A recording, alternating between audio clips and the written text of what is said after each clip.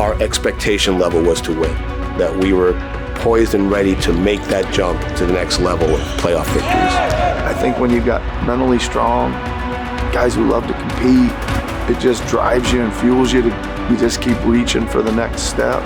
You start to see like now like how really hard it is to get one. You really need things to come together at the same time. Looks at the clock, turns the corner for the win!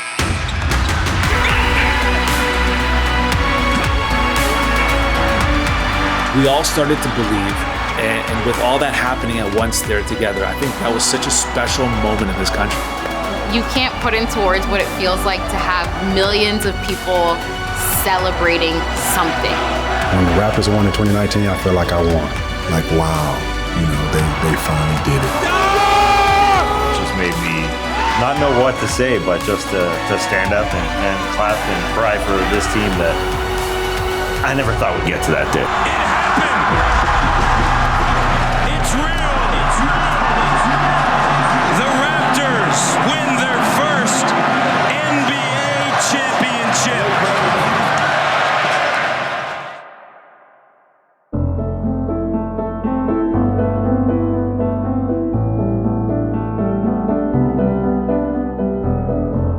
And the Toronto Raptors have hired Nick Nurse as the team's new head coach. Nurse spent the past 5 seasons as an assistant under Dwane Casey. He previously spent 6 seasons coaching in the NBA's G League, winning 2 championships and earning Coach of the Year honors in 2011. Nurse becomes the 9th head coach in franchise history. I got the job in June. Started working, basically going out to see all the players, what you do, putting your staff together, all that stuff. Put your hands up and stay put. Zing it and push the ball. Here we go. Come on, let's go. The Kawhi thing kind of unfolded in Vegas right at the end of Summer League. For Bobby and Masai called me down for early breakfast, like 6 a.m. in Vegas, really early, right? And I said that this was on the table, maybe. They were talking about it, just wanted to let me know. And I just kind of remember I was leaving, I think, that day, and I went back to see my parents in Iowa, and I think it was the next day, they said, you need to get to Toronto. This is happening. I was out of there. Pop called me. It was early in the morning, very early in the morning, and he was emotional. And I knew once I got the call, and like my phone was blowing up, and I saw, I think, something that there was a trade, but they didn't put the names out yet. So when he called me, I kind of knew. And then, I talked to my agent as well. I might have talked to my agent first and then Pop, but I talked to them first. It was a bittersweet moment for me because I was leaving a city, a place that I called home.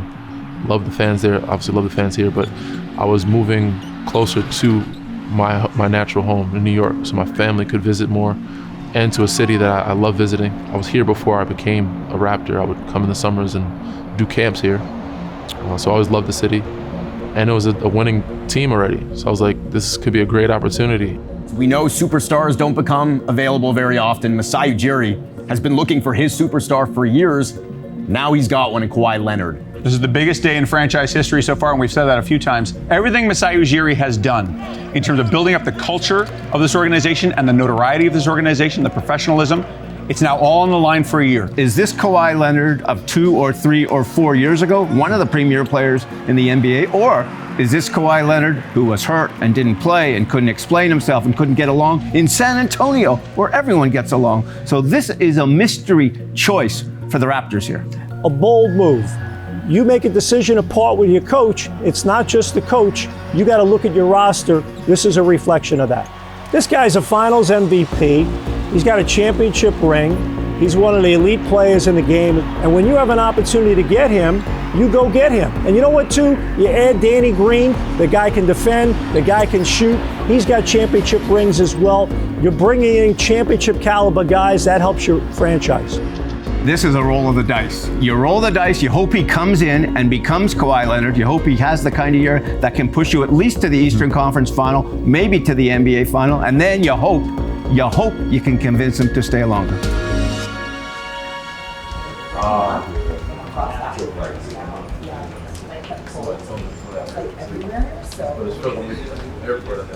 Thank you for all coming out this morning. I think this is well anticipated as we can see. I want to officially welcome Kawhi Leonard, Danny Green here to Toronto, our Toronto family, Toronto City, and Canada.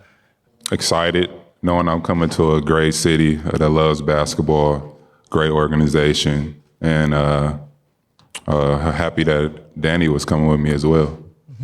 I'm excited about, playing with a lot of the young guys. It's a different role for me, being the vet in the locker room. We're a very deep team, a lot of, threats, a lot of good pieces. And I'm excited to see, how everybody fits in and how well we can play together. The summer was crazy, but you know what? Now is basketball, and we're excited.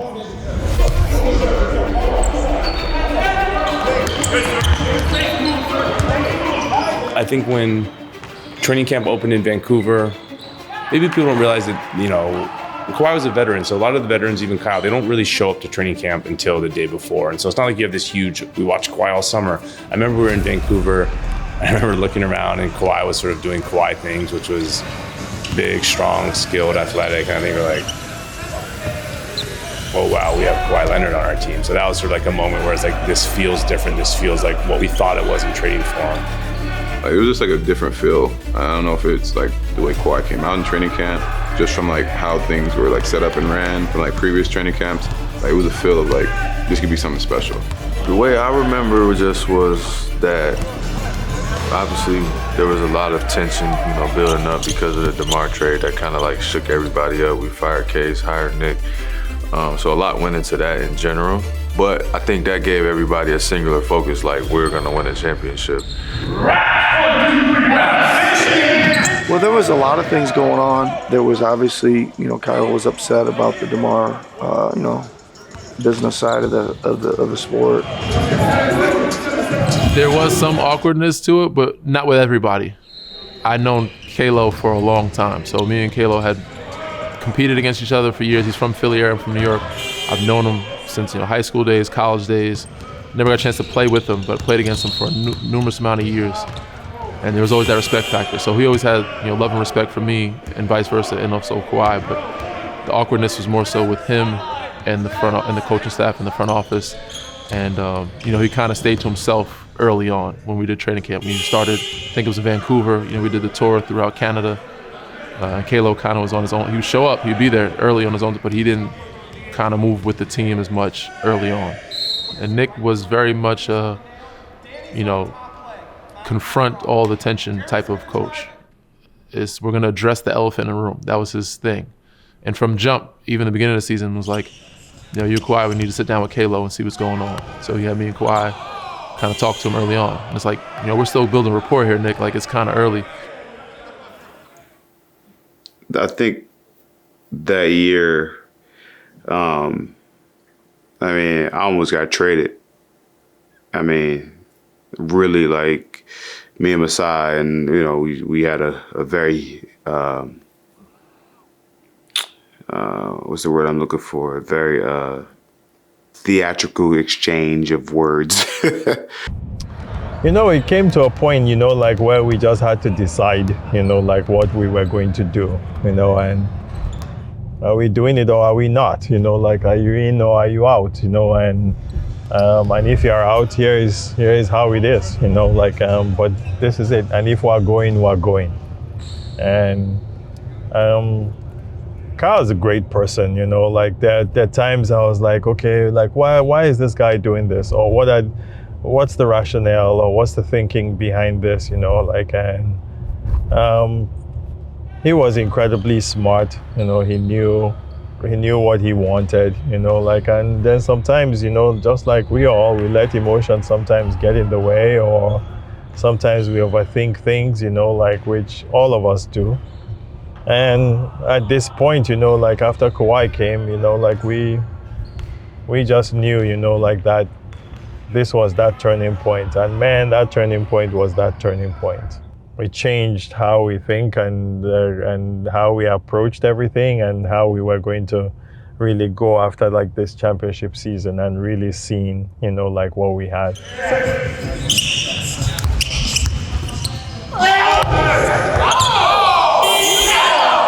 Let's face it, he lost his best friend in DeMar DeRozan, leaving this team to San Antonio. But it was Masai's recognition that they needed to build a particular team. And when Kyle, I think, accepted that and realized that, look, this might be something special, I think that's when everything changed.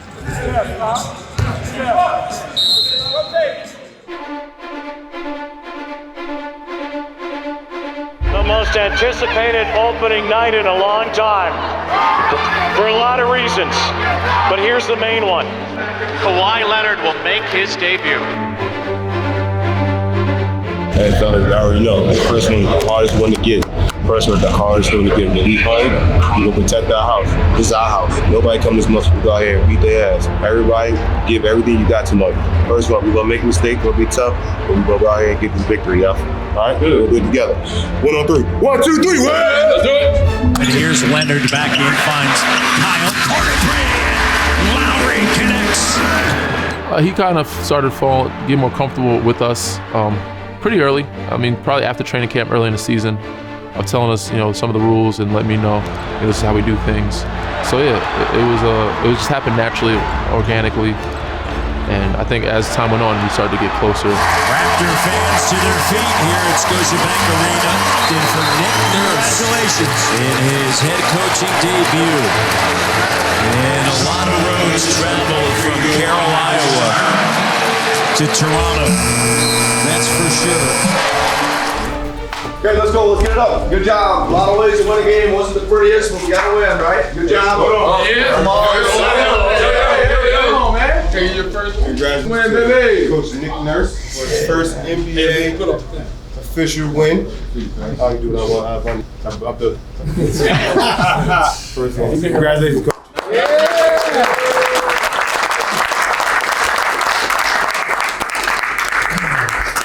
Thank you for all your hard work. Seriously, appreciate it. Coaches, staff, everybody.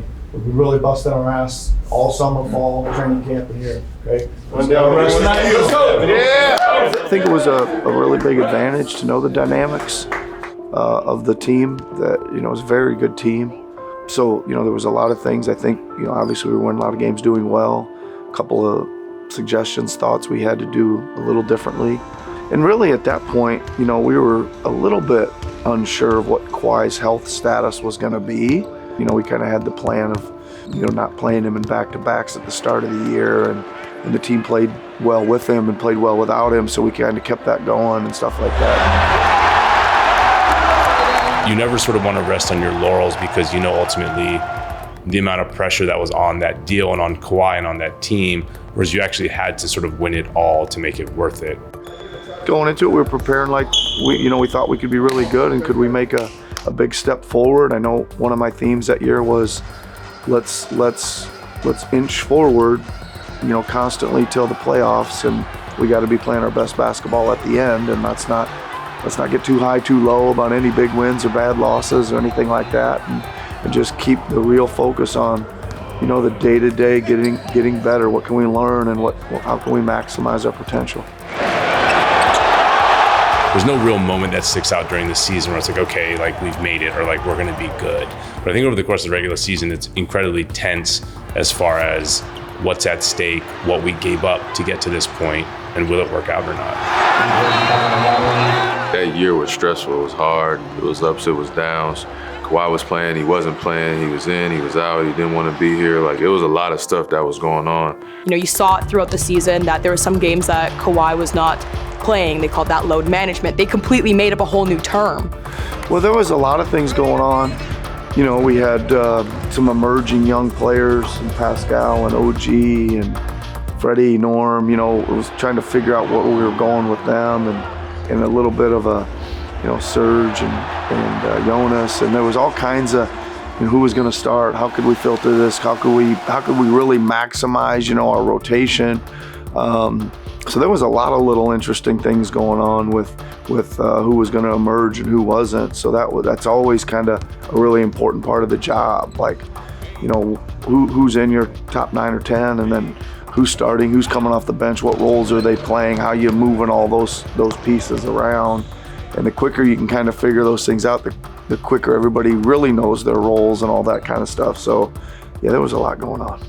there was a lot going on. If there's a problem, like teams I've been on, you sit here and you're watching game film or you're at practice or whatever, and there's, and sometimes in a room like this, an elephant, there's 3 of them in there, right? And everybody friggin' knows it. You need to get off your chest. Or if there's something somebody's not doing right, coaches included, right? Nobody's above being coach, especially not the coaches, right?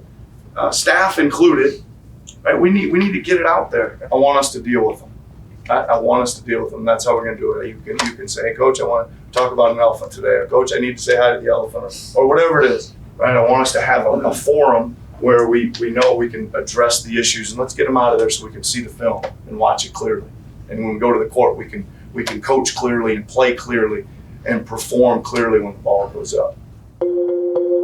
Well, it was my first, coaching job in the NBA, but I always said my training was as a head coach. I had, over 20 years, at a lot of lower levels, of course, but the dynamics of,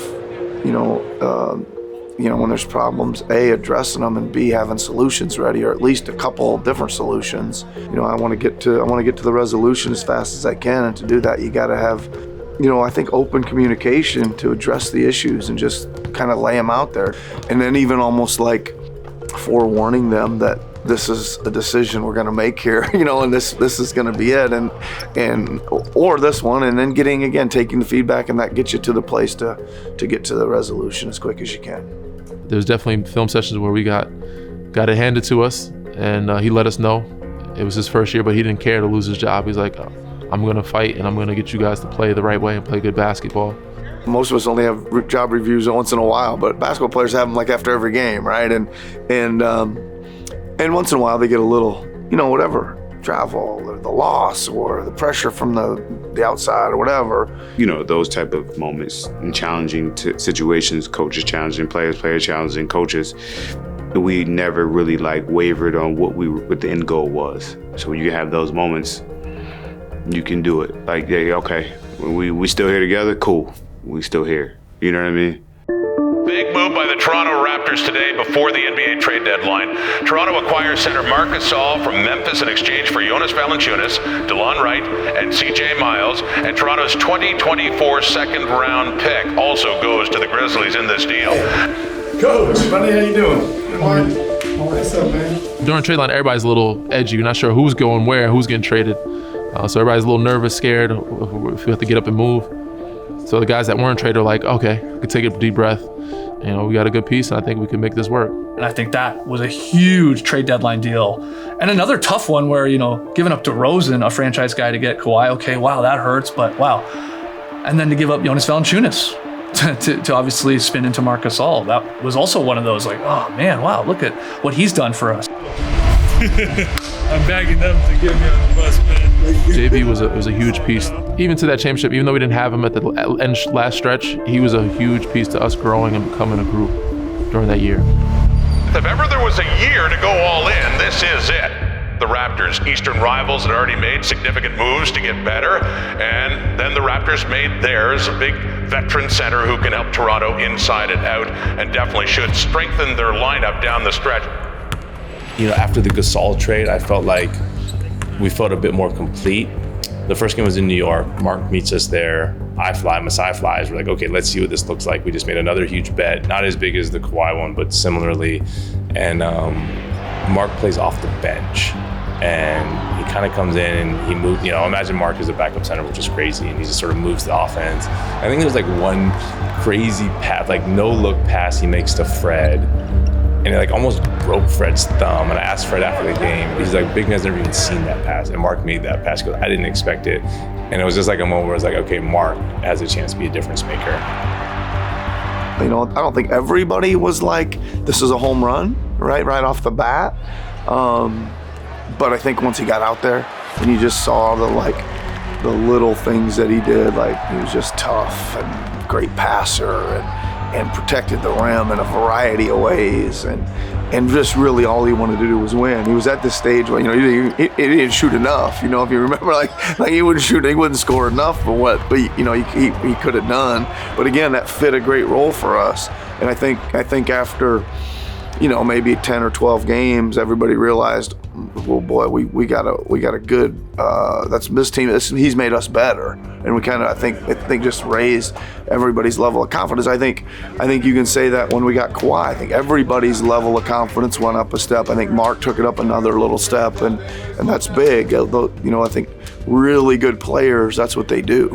They raise everyone else's level of play up, and it starts with confidence. There was a point where, I don't know if you guys remember this, I was in the starting lineup, and Marc hadn't been starting at this point, but because he passed so well, I was like, man, put me with second group, you know what I'm saying? I don't mind coming off the bench and playing with Marc, because I know I'll see the ball, he'll make the right play, make the right pass.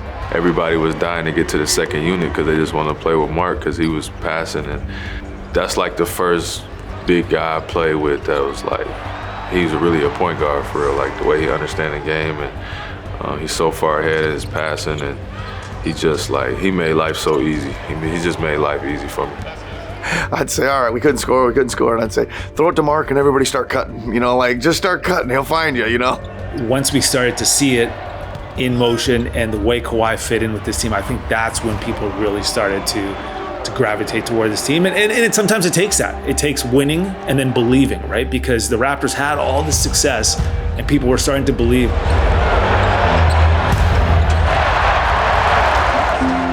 2019, by that time, we were a scalpel. We were sharp, we were trim and ready and ready to take that season. And it was a quiet, focused, surgeon-like precision that we were gonna finish in the season.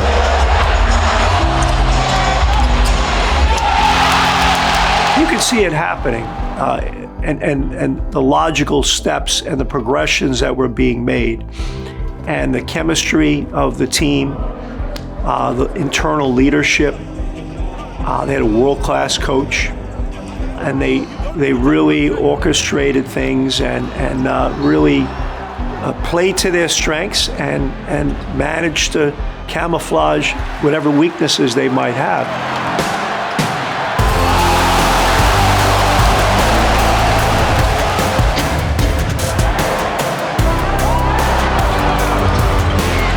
Throughout that season, you watched the team and you saw the progression, you saw the growth, you saw exactly how special Kyle was as a leader, Kawhi was as a player, Fred was the young buck, Pascal was the developing player. You saw the wins that they were winning. Everything was stable, everything was solid. A lot less errors, like unforced errors on the court. Let's go out here and do our job. Next to the game plan, it's going to be a crazy emotional night, but we focus on ourselves and how we get better and continue to grow. We got a long run coming. Let's start it now. 1 on 3. 1, 2, 3. Let's go.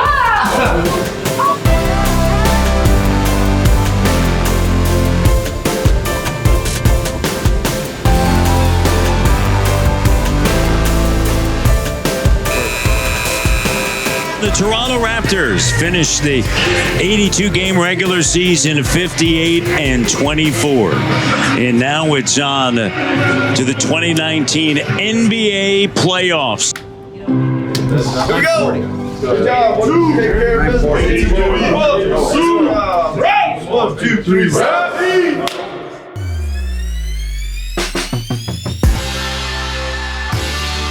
The playoffs begin in what the Raptors hope will be a long journey. Again, that 6 straight years in the playoffs is the best streak currently showing in the East, but this team has designs on much more than just being a part of it. First up, the Orlando Magic, a team that will not be a pushover. They've given the Raptors trouble this season.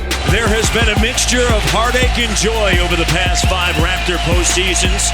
After sweeping changes, Masai Ujiri and Bobby Webster have assembled quite possibly the greatest team in Toronto basketball history. The Raptors earned the second best record in the NBA while they used those 82 games in preparation for this, the 2019 NBA playoffs. A quest for 16 wins begins now. I remember first game against Orlando, Kawhi came out and was cooking, and me and Fred looked at each other and we were like, yo, what is going on here? Like, the way he just like, it was honestly, it felt like a light switch. Kawhi using the Gasol screen, and he drills a three. Leonard. Everybody's been waiting to see what the Raptors are in store for, and so far, so good. The way he turned it on, like the shots he was making, I remember he hit a pull-up, and it was cash. Attacking. Timeout, Orlando. And it was like, oh man, this man's looking like Jordan. like, it's crazy. DJ Augustine with it. Augustine drills the three. 104-101. What a performance from DJ Augustine. He ties his career high. I don't think anybody expected this, Matt. On the verge of losing a game one. And Raptor fans certainly know the history of game ones. And that's going to do it. The Orlando Magic take game one of this best-of-7 series against the second seed, the Toronto Raptors. Don't trade it DeMar for nothing. Sneak dissing. I took it personal, man. I took it personal. I was like, dog. Yeah, they blew it up. I wish I was there, especially in that series. I wish, like, man, y'all should have never traded me. So I want them to feel a little bit of that. I'm glad we got to sneak one out on their home court. We had the film session. So after game one, we lost Orlando, and Nick got after us so bad. I mean, I'm talking about talk to us crazy. Broke the TV with his fist. I think he threw a lot of. I mean, Nick was upset, man. He wasn't happy. There was a TV broke, yeah. No chairs thrown, but it was a pretty intense film session. I had 18 clips to show, and I made it through half of the first one, I think. We have the team was supposed to win it all. We lose to Orlando in the first game of the first round at home is not a good feeling, especially for a first-year coach. Usually, everybody would probably say it's a lot easier to get on the role players a little bit, but I was driving at the 3 or 4 main guys and saying that they needed, it was time for them to, like, you know, put it in 5th gear and let's, like, air it out and, like, it's time to roll. I think that was the start of, like, all right, he's pissed and he's right. So let's go out there and do our job. And I think just the overall camaraderie, like the collective group was basically all we cared about was winning. And it wasn't no selfishness. It was real professional efforts every night, every day. You know, we come in there and you didn't know what the weather was. You didn't know what the day was. We were coming in there and getting our work in. And that's going to do it. The Toronto Raptors, for the first time in franchise history, they've won 4 in a row in the postseason, and they will now wait for Philadelphia. Round 2 begins. It's the Eastern Conference semifinal between the Philadelphia 76ers and Toronto Raptors. The Toronto Raptors get set to face the Philadelphia 76ers in the postseason for the first time since 2001.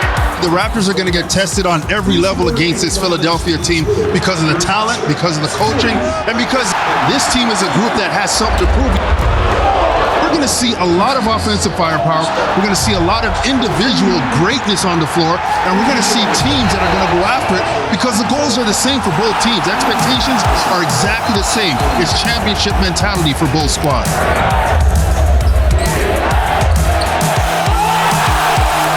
This series is going to be tied at 3 games apiece. Game 7 at home in Toronto. This is Game 7. There has been much talk of 2001, of defense, of rebounds, of makes and misses, of the possibilities and the unknown of the future, and how legacies will be defined. Butler driving, ties it up. 4.2 to go. Tied at 90, and the Raptors use their final timeout, and they will have an opportunity here for a game winner. I guess just from your perspective, is that how you drew it up? I wouldn't say exactly, but it was the play. We'd run it several times. I'd run it dozens and dozens of times over my coaching career. Tied at 90, and coming out of the timeout with 4.2 to go here in Game 7. I was right there on the bench in the corner. But I'm watching the play and I'm like, wait, this is the play? I'm like, oh. And when it happens, I don't think it happened the way it was supposed to happen. Something was mistakenly off. One thing was we were playing big. If you remember in that series, we finally went big midway through that series. So there was one guy out of place, and everybody had to move a slot. So 4 of the 5 pieces moved to somewhere they weren't used to running, but the one guy was Kawhi that was in his spot. Sometimes you just get the ball to your guy and say, either you're going to win it for us or you're going to lose it for us. Gasol to inbound it.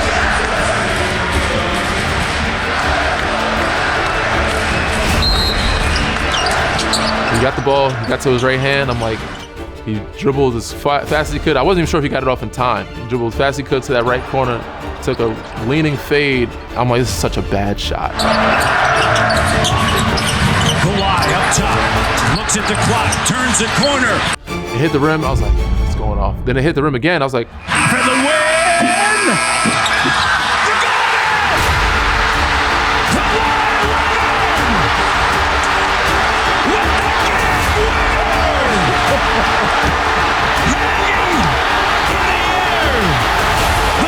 Suspended in air in some 18 years later, the Raptors get the shot to go. He obviously, made a very difficult shot, and people tell me it's a lot of luck, right? That it bounces and goes in, but he certainly puts in a lot of prep. And he has Ben Simmons chasing him and Joel Embiid. These guys are big bodies. I see them flying. Kawhi's made some tough shots, and he's 6'8", can get over the top. I said for him to get it off, I was like, oh, this is, first of all, it was incredible. And I'm like, this is not his normal shot. He worked tirelessly on that shot, and, when we needed him to be at his best, he was at his best. But a lot of time with Phil Handy, working on that cadence, working on getting his spots on the floor, how he was going to lift up, how he was going to create a little bit more extra space to get it off. And then he did what he did, and his talent takes over. It's about as big a shot as you can make, I would think. It went dark and it went silent. And then it was just chaos. That's probably one of the most iconic shots, ever in the history of the game. The basketball gods were on our side at that moment. That's when I was like, all right, we have a real shot. That's when it was for me like, we might win this thing. Because half the battle is just getting there. I was on the other team. We had a great team in Philly with Jimmy, Joel, Tobias, JJ Redick. We just figured it out like too late. And I really felt like we were going to win that series. And by the time we really kind of figured stuff out and locked in, Kawhi made that last shot, man, which I asked him about it now. And I was like, damn, man. He was like, he told me, like, why didn't y'all double team? And I was like, I don't know. We should have. Pack your bags, Milwaukee, here we go. Once we got past that, I was like, oh, this is real. This is really, really real. And we got to see some special things out of Kawhi that probably not many people will ever be able to see in person again. But that's when I was like, oh, yeah, this is real. This is a possibility. It was like, yeah, we really have a chance to do this. I've been getting to coaching a lot, and the tournament isn't over, until you get to the end. And I was off the floor and in the office and getting ready for the next one, for sure. Welcome everyone to Milwaukee. Game 1 of the best of 7 series, the Eastern Conference Finals for the Toronto Raptors. This is the second time that they have been to the Eastern Conference Finals, 2 days removed from the greatest moment in Raptors history. Toronto enters Game 1 of the Eastern Conference Finals on the road against a team that owned the best record in the NBA, the Milwaukee Bucks. Ups and downs to a playoff series and a playoff run. You know, the first round is more spread out. The second round starts to pick up. By the conference finals, you're playing every other day.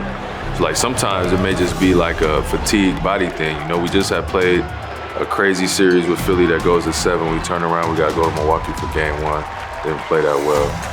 They play lights out. You know, it's like so many different factors and variables.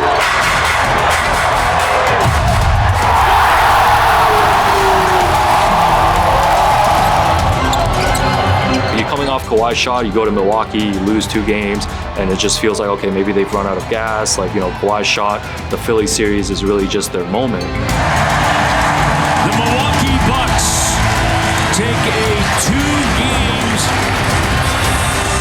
lead over the Toronto Raptors in this best of 7 series of the Eastern Conference Finals. Toronto's organizations of sports has been through so much turmoil that, here we go again. Here we go again. Where do you go from here, Kawhi? Where do you go from here? I'm going to Toronto, game 3. Maybe what that represented, especially to maybe people in Toronto, was quite been down 0-2. You know, I think there was a level of like, this isn't that big of a deal that from the outside, right? You probably look at all the stats of being down 0-2 or whatever. We lost 2 games in Milwaukee, which wasn't a huge deal. I remember walking out of that arena and talking to Masai, and he goes, "We're going to be all right." There was nothing in us, you know, like that felt like we were done. And I remember just standing in that locker room, outside the locker room, and these guys walking out. And I made contact with Kawhi, Kyle, Marc Gasol, and Serge, and Fred. And I'll never forget, you know, like I'll never forget that eye contact. And that eye contact was, we ain't freaking done. We're not. I didn't feel like we were in any danger of losing the series. I didn't feel uneasy or uncomfortable. I felt like at some point we were going to turn it around. There wasn't, obviously we were on edge, we were nervous, all those emotions, a sense of urgency lit a fire under us, but we went down 0-2, and I'm like, we haven't played our best basketball. I'm looking at all the positives. Like, we played on their home court. They did what they're supposed to do. Now we got to do what we're supposed to do. It's not a series till somebody wins on the road. So the hardest game was game 3. We know what happens if you go down 3-0, right? As we do this interview now, nobody still has ever come back from 3-0 in the NBA. It takes you a couple of overtimes to win that game. That was the game. When they won that, you went, okay, maybe. Now, maybe Masai was right. Maybe you're going to be okay, but wow, maybe this team has got something to it. The series is a long game of basketball in itself. And a lot of people, each game is a series within itself. So like each game, it drastically can change the momentum. But it's different. Each game is different because every team makes adjustments. Certain guys come to play better than others. Certain guys aren't as healthy. But you always need one dark horse to come to life to help you get over the edge in certain series. On the bounce, outside Fred, the good look, and it's good, and the Raptors right back in it. I think they were the perfect amalgamation of all the pieces peaking and happening at the right time. Fred got the new daddy energy and came out and didn't want to miss any threes, so that helped us. Powell gets in the lane. Fred VanVleet, yes! He did! I think it was just more so like a mental thing, and so to be able to get that little breath of fresh air to travel home, have my son, hold him, see my girl, see my daughter, you know, kiss the babies, and then boom, all right, you back to work. It was like, okay, cool. As soon as that first shot went back in, it was like, all right, you know, I'm hot. It's just as cold as I was, is as fast as I get hot. So That's just kind of how I felt in that moment. The Toronto Raptors take Game 5 on the road in Milwaukee, and they are one win away from advancing to their first ever NBA Finals with a chance to take this series on Saturday night back home in Toronto. Take advantage, man, for real. Take advantage at home. Stay humble and hungry. Take advantage, man. We're one game away. Stay humble and hungry. Stay humble and hungry. All those games, as we were getting closer to the playoff finals, we just got sharper and sharper, and people had this tunnel vision focus into what we needed to do, but also remembering that we're also part of a team that's going to do it together. I never lost belief in the Raptors' resolve. And I never will forget personally how with each successive series, the lights got brighter. There was more of a focus on Toronto, and the lights got brighter, and the conversations intensified. Behind the back, then Powell steps in, steals it. Lowry to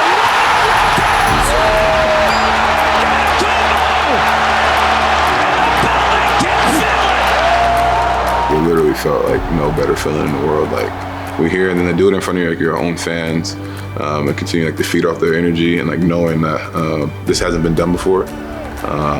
It was amazing. Like, it was amazing. 24 seasons in the making. The Toronto Raptors are headed to their first NBA Finals. I said that, phone and roll. Yes, we did it. Phone and roll, baby. Yeah.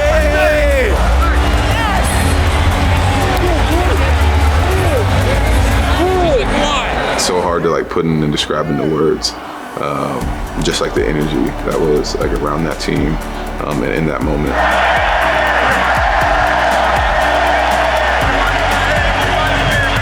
Congratulations to the 2019 Eastern Conference champions, Toronto Raptors.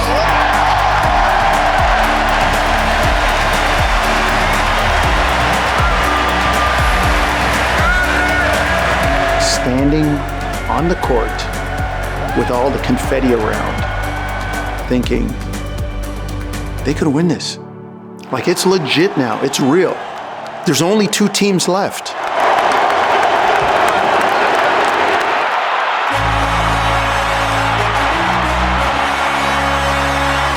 Welcome to Game 1 of the NBA Finals, and welcome world to Toronto, to Ontario, to Canada. For the first time ever, the NBA Finals is outside of the United States. Please remain standing for the singing of O Canada, led by Universal Music multi-platinum selling recording artists Clifton, Fraser, and Victor. You know, one of the things I remember most about that series was hearing the Canadian anthem being sung by 20,000 fans at the top of their lungs before Game 1. Our home and native land. And every time I heard, you know, the anthem play, and then everybody would carry the rest of the anthem, and I would, and just mention it now, I would get chills, and I was just like, oh my God, like this is what it's supposed to feel like.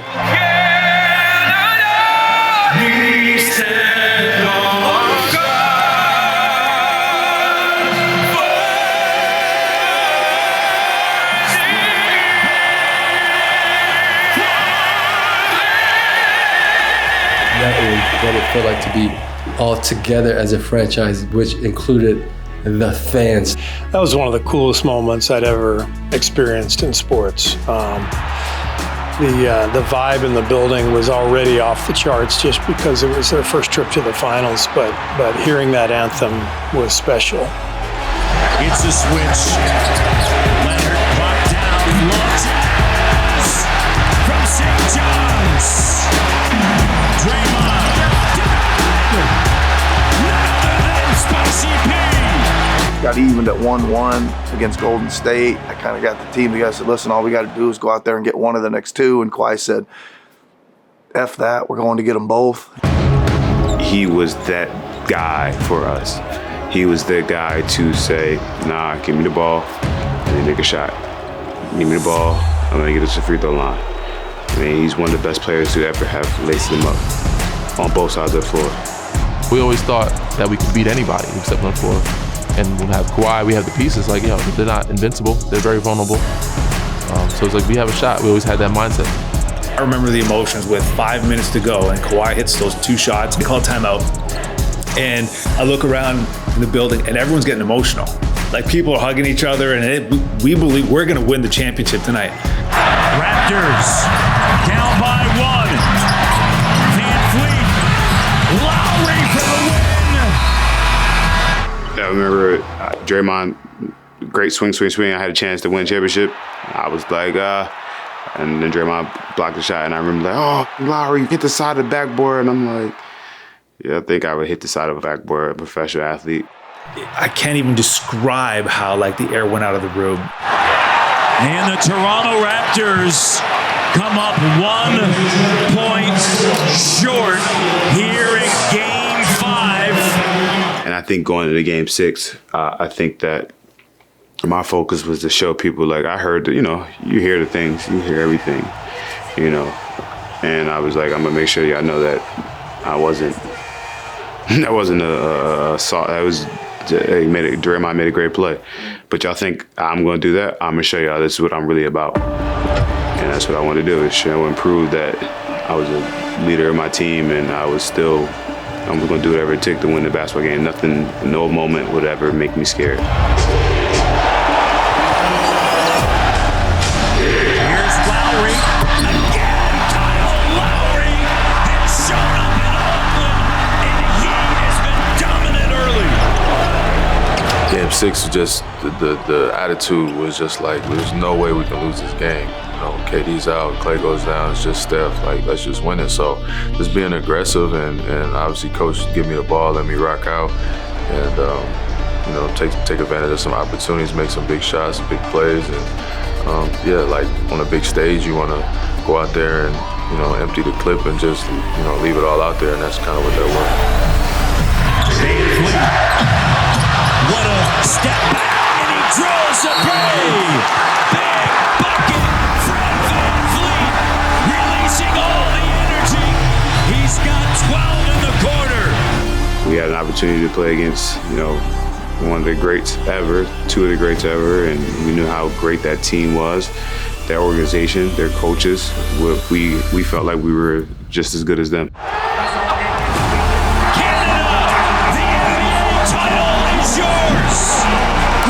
The Toronto Raptors are the 2019 NBA champions. Favorite memory of that year was 1,000% winning Game 6, championship, celebrating, with the team. Everything just came together, made sense. It's kind of like that storybook movie ending. Really hard, man, to win the NBA title. It's really, really hard, man. You gotta have some great health. You got to have some fortunate bounce or two. You just got to keep really fighting, because it's a 2 months of grueling sport. It happened.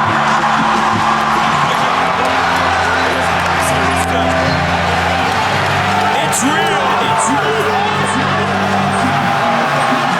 The Raptors win their first NBA championship.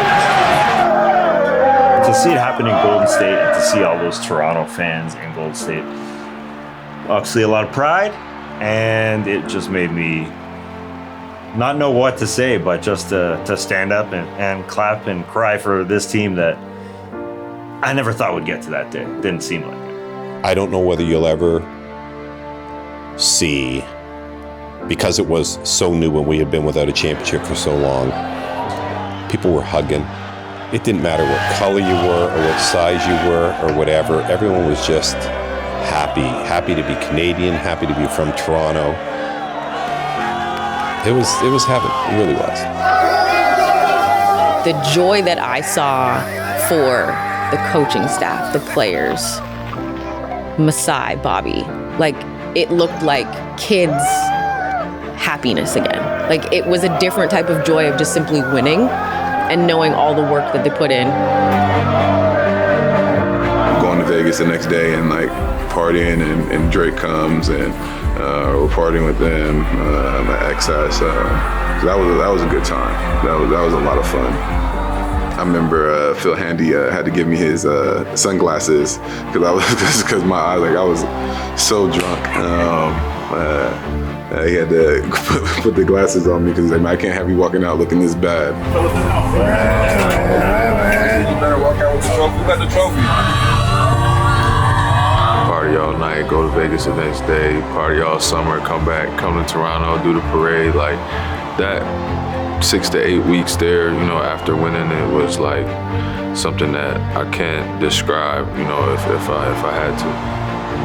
When we came back here in the parade, there cannot be a better parade than the Raptors championship parade ever. It was a way longer parade, 3 times the amount of hours than we expected.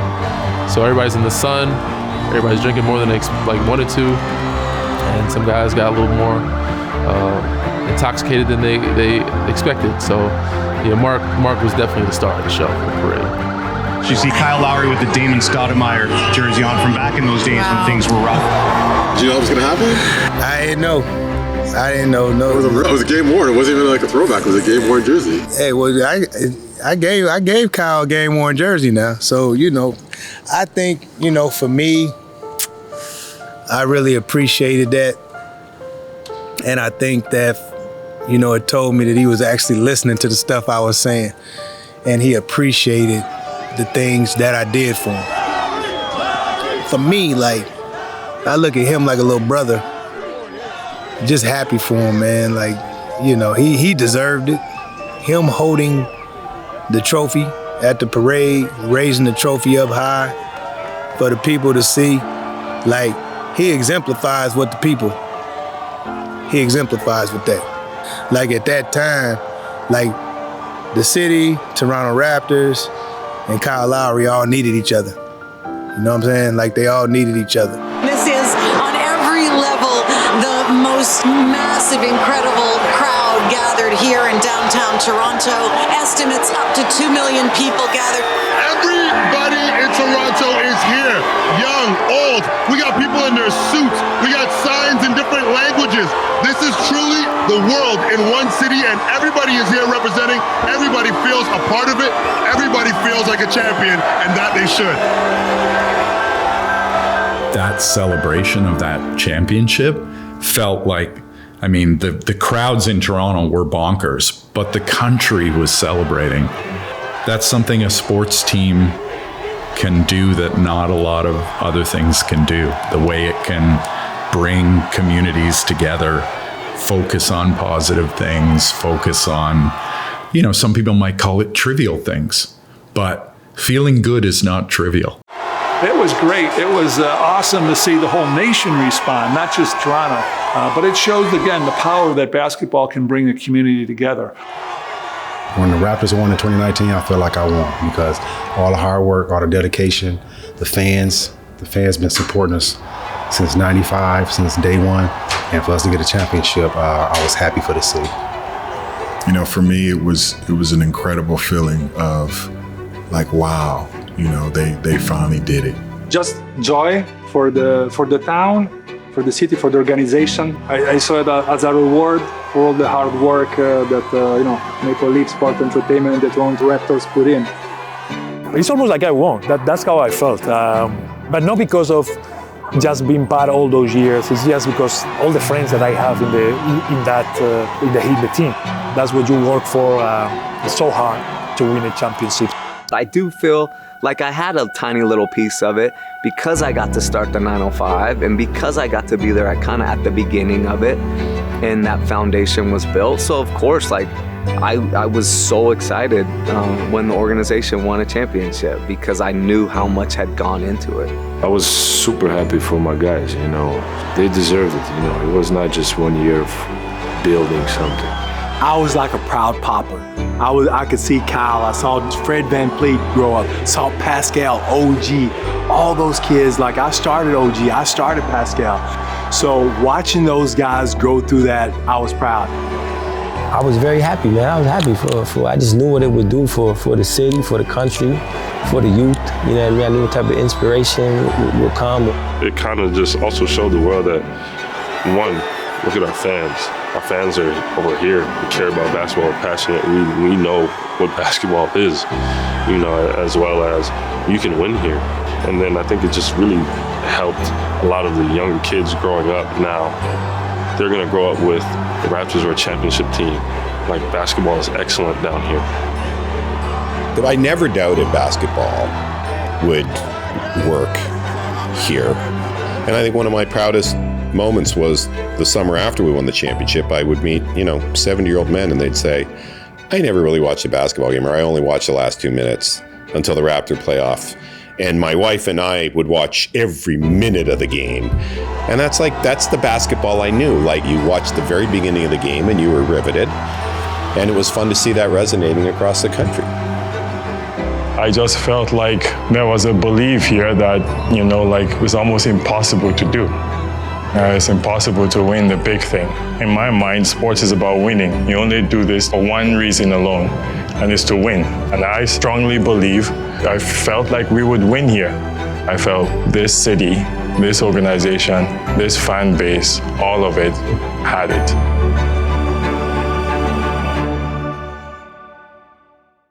Next time on Open Gym. The word that I have to describe this team right now is transition. There's still a lot of great talent on this team. They're just young. The organization has done a great job making sure those guys are in the gym and building that chemistry and camaraderie. We like each other. Our bond is pretty good. It's just us and good people being around good people. Who doesn't come to Toronto and absolutely love it? The future is bright, it's fun. Obviously we want to get back to winning, and I think that second ride up will be hopefully more fun than the first.